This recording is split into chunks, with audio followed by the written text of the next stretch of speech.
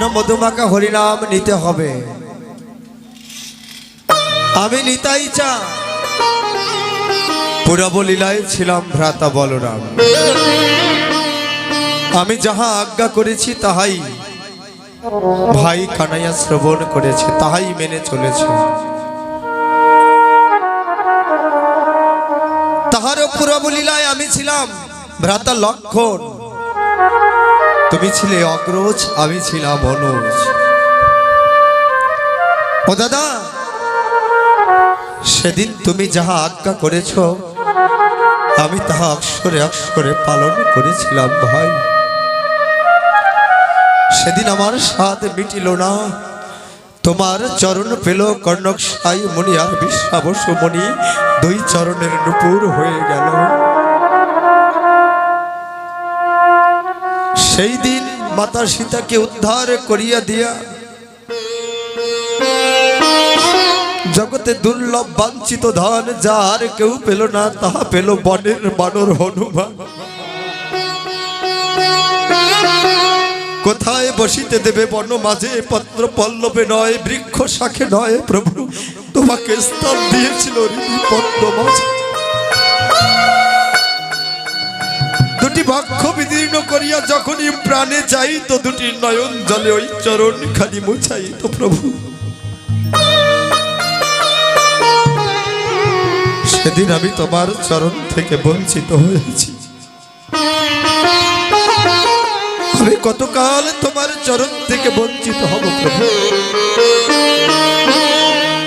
সে অনাদিকাল হইতে যখন আমি আদি সংকর্ষণ হয়ে সর্পের ভেলা বানিয়ে আমি চিরদ সমুদ্রে তোমাকে ভাসিয়ে রেখেছিলাম অনন্তকাল, তোমার রাঙা রাতুল চরণ দুখানি সেবার দাসী হয়েছিল সেদিন মাতা লক্ষ্মী। আমি কি অন্যায় করেছিলাম বলো? তোমার দাস হওয়া কি আমার পাপ হয়েছে? কেন কেন তুমি যুগে যুগে কেন আমাকে তোমার চরণ ছাড়া করেছো প্রভু? আমি তো তোমার নিত্য কৃষ্ণ দাস প্রভু।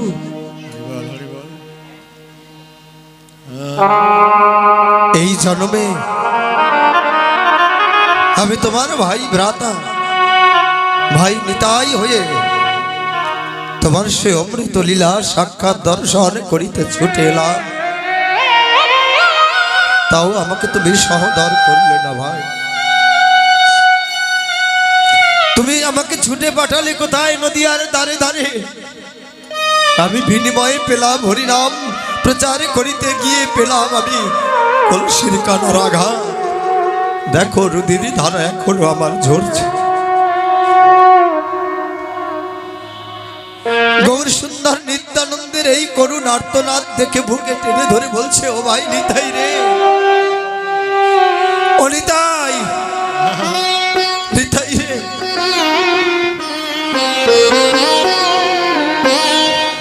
আমার আদি সংকর্ষণ শক্তি, আদি শক্তি, মহাশক্তি মহারাধা যিনি লাদিনী শক্তি, তার এক অংশ স্বরূপা যোগমায়ার আশ্রিত হয়ে তুমি লীলা করছো নিতাই। তুমি কোন সত্তা তুমি নিজেও জানো না নিতাই রে। আমি জগতে সবকিছু সইতে পারি, কিন্তু নিত্যানন্দের মাথায় আঘাত আমি সইতে পারি না। তুমি ভুলে গেছো যেদিন তুমি লক্ষণ হয়ে শক্তিশালী পড়েছিলে, সেদিন আমি রাজা রাম হয়ে আমি কেমন কাতর হয়েছিলাম। আমার শুধু প্রাণটি ছিল, বাকি সর্বটাই আমি তোমার পাশে আমি মৃত্যু পথে ছিলাম। লক্ষণ, তুমি কি অমৃত দান সেদিনে যদি গন্ধমাদন পর্বত হইতে যদি বিষণ না করলে ঔষধ না আনিত ভক্ত হনুমান, ওই মৃত্যু সঞ্জীবনী ঔষধ মহা ঔষধ না হলে যেমন তোমার প্রাণ পাওয়া যেত না, তেমনি মহারাজ পরীক্ষিত যদি 7 দিন সপ্ত দিবার যদি মহা ঔষধি মৃত্যু সঞ্জীবনী এই ভাগবত কথা রাধা গোবিন্দের লীলা কথা যদি আস্বাদন না করিত, এই জগৎ জীব কোনদিন মৃত্যু থেকে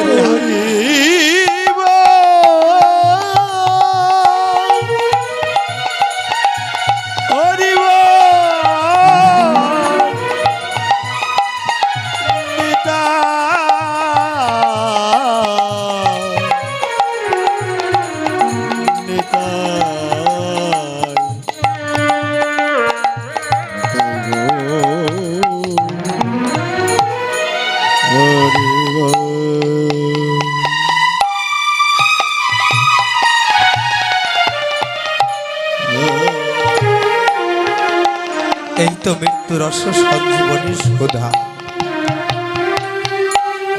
এই মৃত্যু রস সঞ্জীবনী সুধা ব্যাসকর্তা শুক গোস্বামী মাধ্যমে কৃপা করেছিলেন গুরুদেব পঞ্চানন শিব।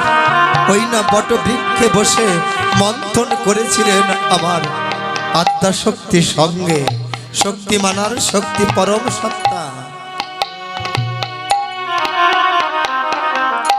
এই পরম সত্তা উভয়ে মহাগুরুদেব হয়ে বৈষ্ণব মহাজন হয়ে রাধা গোবিন্দের অপ্রাকৃত সত্তা বাটন করেছিলেন নারদ কৃপা। রাধা গোবিন্দের অপ্রাকৃত লীলা কথা মন্থন করিতেছিলেন। সেদিন পটন ছিল ভগবান দেবাদিদেব মহাদেব, আস্বাদন করতেছিলেন আমার মাতা শক্তি। শক্তি মাতার সাধ্য ছিল না এই ব্রহ্ম কথাকে ধারণ করার, তাই তো শুক পাখি হয়ে শুক গোস্বামী সেদিন এই অমৃত মৃত্যু সঞ্জীবনী সুধা সেদিন দুটি হাত ভরে অঞ্জলি ভরিয়া সেদিন আস্বাদন করেছিলেন। মহাশিব সদাশিব দেখলেন যদি এই অমৃত রস সুধা যদি অনাচারে যায়, তিনি পিছনে তাড়া করলেন না, তিনি আরো ধাইয়ে নিয়ে গেলেন একটি পবিত্র সত্তা শুক গোস্বামীর মাতৃ জঠরের মধ্যে নিয়ে আবদ্ধ করলেন, যেন এই ধন বিফলে না যায়। তিনি তো পিছনে ধায় নাই, তিনি ধনকে গচ্ছিত রাখতে পবিত্র স্থানে তিনি তারণ করে নিয়ে রেখে দিলেন। শুদ্ধ স্থানে শুদ্ধ বীজ না পড়লে তাহার অঙ্কুর শুদ্ধ হয়। সেই বীজটিকে লালন করিয়া ১৬০ বছর পরে জগতে অবতীর্ণ হইলেন মহাভাগবতের সাক্ষাৎ মূর্তি হয়ে শুক গোস্বামী। জগতে জানালেন, ওরে এই রস সুধা যদি কেউ এক গণ্ডুষ যদি কেউ অমৃত রস সুধা আস্বাদন করে, এই জগতে তার আর বহু মায়ার বাসনা থাকে না, তার যে ভববন্ধন কেটে যায়। ওই দেখো কত চাঁদ কাজী, কত নচির মামুদ, কত হারেশ, কত নামাচার্য হরিদাস ওই হরিনাম আস্বাদন করে করে এই মায়ার তরণে তরে গেল। নববিধা ভক্তিতে তাই বললেন শ্রবণ কীর্তন, শ্রবণ কীর্তন অর্চন বন্দন সাক্ষ্য দর্শ পাদ শ্রবণ আত্মনিবেদন, এই নববিধা ভক্তির প্রথম শ্রবণ। আর মহাপ্রভু জানালেন হরিনাম রস সুধা শ্রবণ মঙ্গল। হরের নাম হরের নাম হরের নাম হইব কে বল নাস্তব নাস্তব নাস্তব নাস্তব একবার প্রেম নিবিয়ায় প্রেমের গোরালি তাই গৌর হরিব এলো নদিয়া প্রেম নিবিকে প্রেমের গোরা এলো নদিয়া। একবার প্রেম নিবিয়ায় আমার প্রেমের ঠাকুর এলো নদিয়া প্রেম নিবিকিয়ায় প্রেমের ঠাকুর এলো নদিয়া। সে যে কবু হাসে কবু কাঁদে, সে যে কবু হাসে কবু কাঁদে, সে যে কবু হাসে কবু কাঁদে, সে যে কবু হাসে কবু কাঁদে, কবু ধুলায় গরি যায়। একবার প্রেম নিবিয়ায় প্রেমের ঠাকুর এলো নদিয়ায়। নিতাই গৌর হরি নিবিয়ায় প্রেমের ঠাকুর এলো নদিয়ায়। আমার নদিয়া এলো গোড়ারা এই প্রেমের পসরা সাজিয়ে। আজ গোড়ারায় জগতে বিলাইলেন কি জানো? অনর্পিত চরিণী চিরাদ করুণায় অবতীর্ণ কল অবতীর্ণ কাল আমার পয়িত মুন্নত উজ্জ্বল রস সভক্তি শ্রীয়ম হরি পুরাট সুন্দর দুতি কদম্ব সন্দীপিতম সদা হৃদয় স্কন্দরে স্প্রাত বসছি নন্দন শচীনা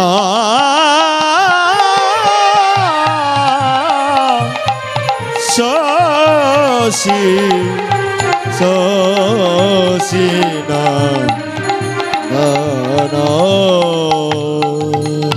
হরিনাম আস্বাদনে কি হয় জানালেন সে কষ্ট শ্লোকে। সে তো দর্পণ মার্জন মার্জন চিত্তরূপ দর্পণ মার্জন হয়। ওমা দর্পণ কি জানো? দর্পণ হলো আয়না।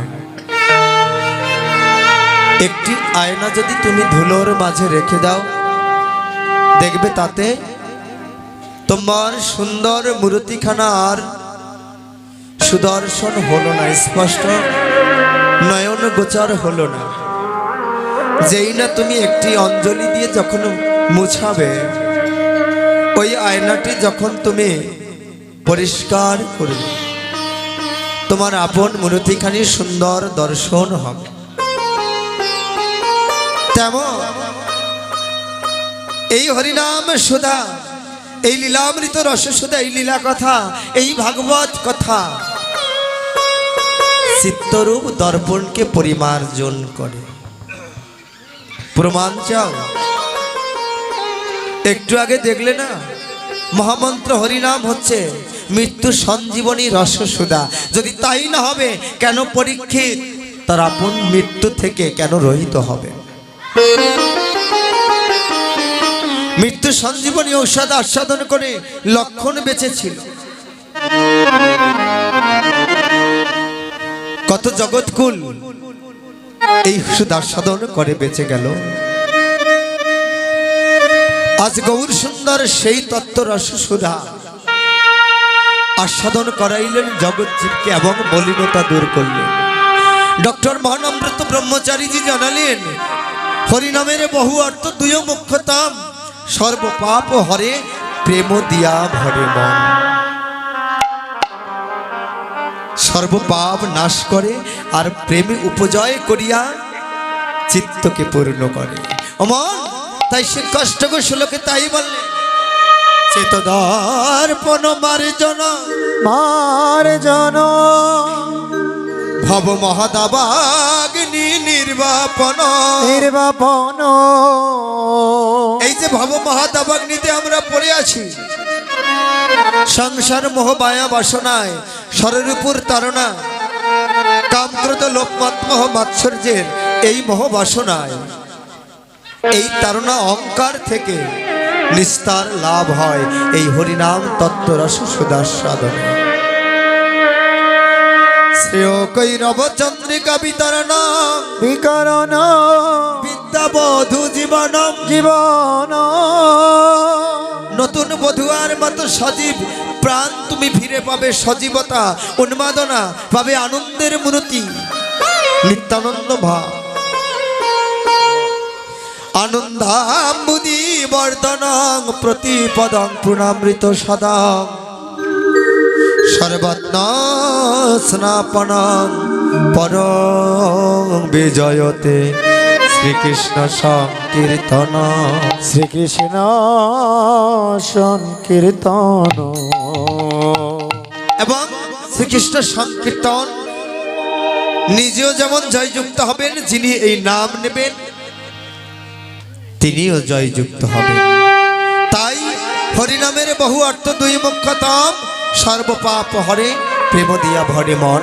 আজ আমার গৌর সুন্দর এই প্রবর্তকের লীলা করিতে এমন ভক্তগণকে, এমন সহদর, এমন অনুচর, এমন শরীর, এমন সাক্ষ্য রসের খেলা মন্থন করিয়া আজ জগৎজীবকে প্রসাদ রূপে দান করলেন। হরিবল হরিবল।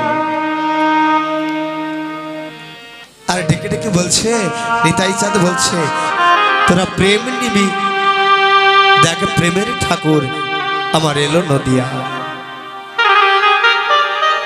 আজ গৌর সুন্দর ডাকছেন,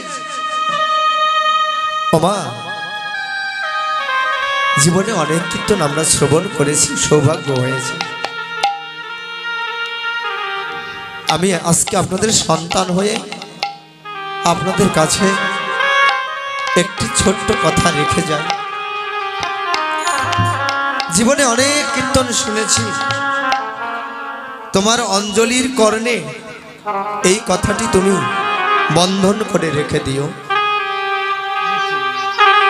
একটি কথা, কোনো একটি আসর থেকে এরকম একটি একটি কথা, একটি ভাগবত কথা তুমি আস্বাদন করে কিবা পিতা কিংবা মাথা রেখে দিও তোমার কাছে।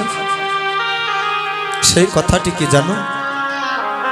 আজ আমার গোড়া রায় ধবলি শ্যামলি বলে ডাকছে, যেজন আমার গৌর ধনকে চেনে সে আমার ধবলি ভক্ত, যার হৃদয়ে খানি সাদা উদ্ভাসিত গৌর প্রেমে।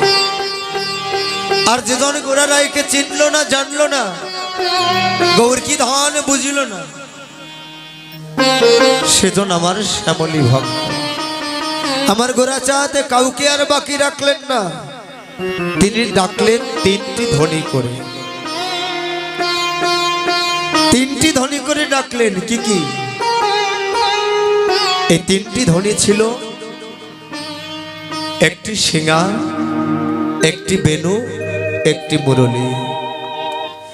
পদাবলীর প্রতিটি পদে এত নির্যাস, এত রস লুকায়িত আছে, একমাত্র সাধক না হলে, ওই রসের অধিকারী না হলে আমার মতো নিরস মরুভূমিতে ওই ভক্তি কুসুম প্রেম রস কখনো প্রস্ফুটিত হয় না।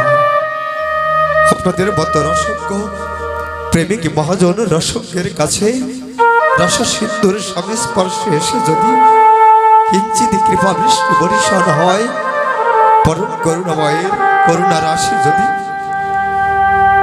যদি কিংবা এই মরুর রাজ্যে ফলে, তার সুফল হয়তো এই জন্মটি ধন্য হতে পারে।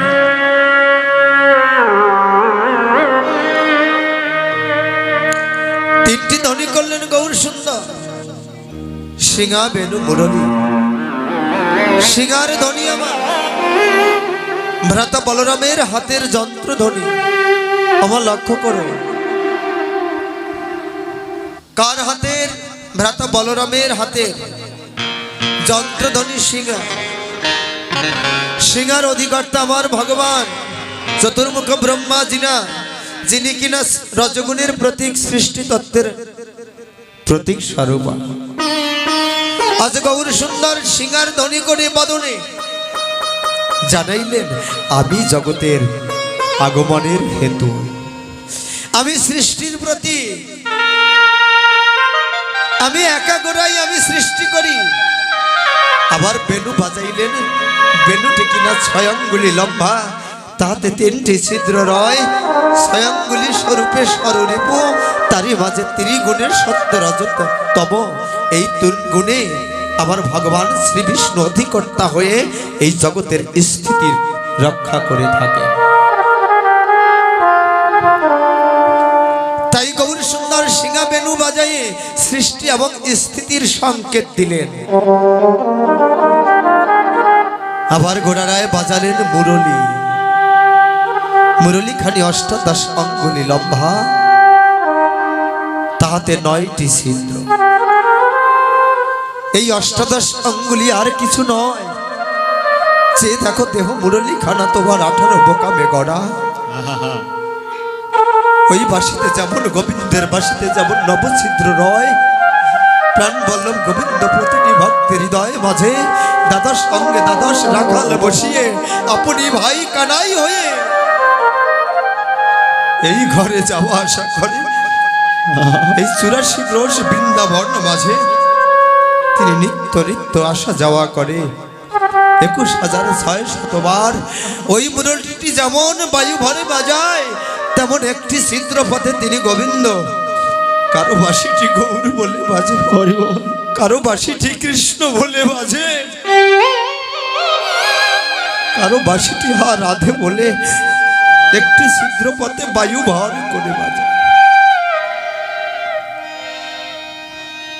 আর 6টি ছিদ্র পথে 2টি নাসিকা, 2টি চোখ, 2টি কর্ণ। এই 6টি ছিদ্র পথে ওই বাঁশিটি কত রঙের সুর তোলে, কত পঞ্চরস, পঞ্চভাব, পঞ্চপ্রেম আস্বাদন করে। আর 2টি ছিদ্র পথে নির্গমন হয়। এই হলো নবছিদ্রের বাঁশি। আমার প্রাণ বল্লভ গোবিন্দ অনাদিরাধি গৌর সুন্দর জানালেন, আমি আপনি গোড়ারায় সৃষ্টি স্থিতি প্রলয়ের স্বরূপ হয়ে আমি এই জগৎ মাঝে বিরাজ করি অনন্তকাল।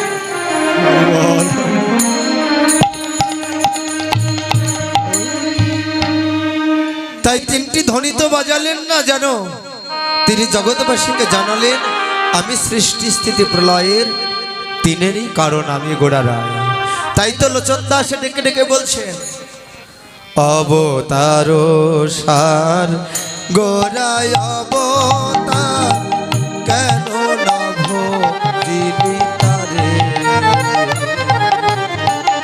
অবতার শ্যাম গোরায় অবতার, কেন বুঝলি না তারে। অবতার সার গোড়ায় অবতার, কেন না ভজিলি তারে। অবতার শ্যাম গোরায় অবতার, কেন না বুঝলি তারে। করিনি রে বাস গেল না তিয়াস, করলি রে বাস গেল না তিয়া। করিনি রে বাস গেল না তিয়াস, আপন করব রে। অবতার সার গোড়ায় অবতার, কেন না ভজিলি তারে। গোরায় সার গোড়ায় অবতার, কেন না বুঝলি তারে।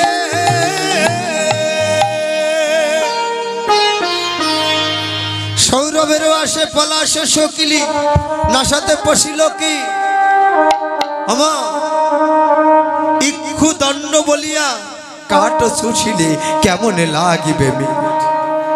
আমার গোরানা ভজিলি, কি ভুল করিলি খাইলি লোচন মাথা। এই গৌরধনকে যে জন না ভজিল, জগতে সেই জন্য বৃথা হইল। তাই আজ ভাগবত পদকর্তা জানাইলেন, ওরে সিংহা বেনু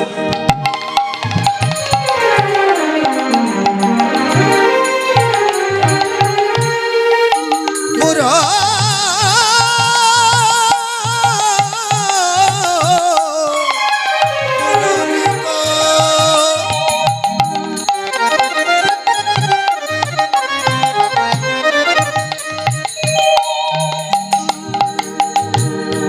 গোরা করিয়া জয়,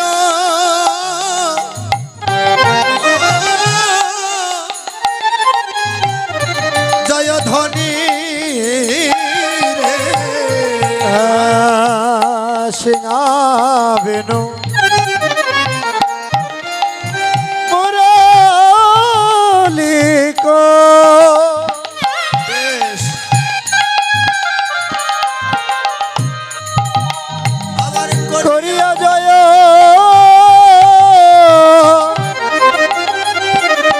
ধ্বনি রে।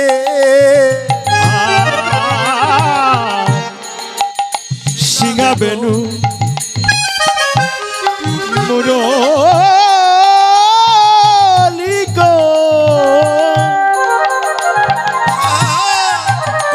করিয়া যায়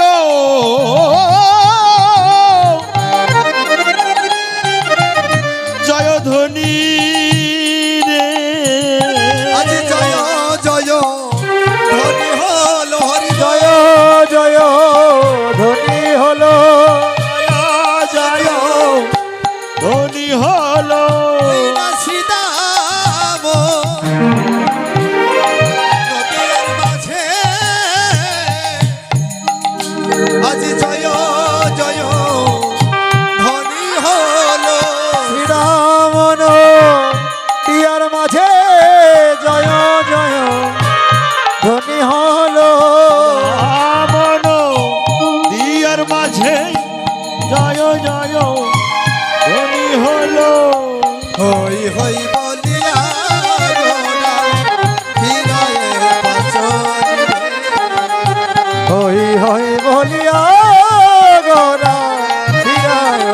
পাচনে হই হই বলিয়া গোরা ফিরায় পাচনি। এই সেই পাচনি, যে পাচনি আস্বাদন করলে আমাদের জাগতিক দেহের রোগ দূরীভূত হয়। আর গৌর সুন্দরের এই অপ্রাকৃত পাচনি আস্বাদন করলে ভব জ্বালা মোহ, এই ৮৪ লক্ষ জন্মের যে ভ্যাঁ তাহা কেটে যায়, ভববন্ধন ঘুচে যায়। এই মায়ার সংসারে বারবার আসতে হয় না। আমার হই হই গৌর সুন্দর জানালেন, হই হই আমি কার হই? আমি তো তার হই। আমার আমি কার হই? আমি তার হই। যেজন আমার হয় আমি কেবল তারই হই। যে আমার হয়েছে আমি তার হয়েছি।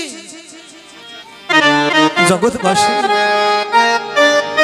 শুনবে আমি কার হয়েছি? যেই না বিরিঞ্চি বাঞ্ছিত ধন, যাকে জগতে কেউ ধরতে পারে না, যেই কিনা অনন্ত ব্রহ্মাণ্ডের কর্তা অধীশ্বর হয়েছে, যার ইশারা ব্যতীত অনন্ত ব্রহ্মাণ্ডের একটি কেশাগ্র কম্পিত হয় না। আমি সে অনাদি রাধি শ্রীকৃষ্ণ। আজ দেখো এক নর মানব মানবী এক মা যশোদার কোলে বসে আমি কিনা শিশু বালক হয়ে তার কোলে দোল খাচ্ছি। আমি কার হই? আমি তো তার হই। কার হই?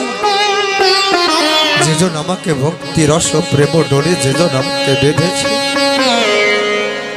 আমি কেবল এক জন্মে না, আমি কত জন্ম জন্মান্তরে আমি তার প্রেম রস ডোরে আমি সোহাগ কুঞ্জ মাঝে আমি বাধা পড়ে।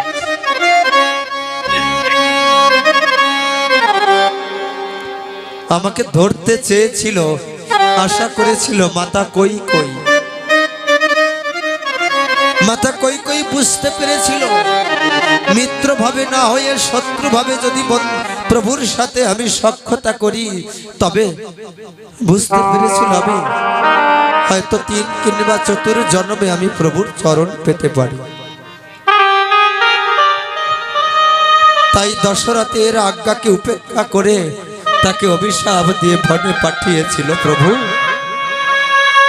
আর আমার প্রভু অনাদি রাধি গোবিন্দ তিনি ভক্তাধীন ভগবান হয়ে সেদিন আশীর্বাদ করেছিল। জগৎবাসী দেখলো যে অভিশাপ দিয়েছে, কিন্তু না অন্তরঙ্গ ভক্তগণ অন্তর্দৃষ্টি দিয়ে তাকিয়ে দেখলো, প্রেমের রসসাগরের শিকড় ধরিয়া দেখলো যে আহারে ভক্ত ভগবানের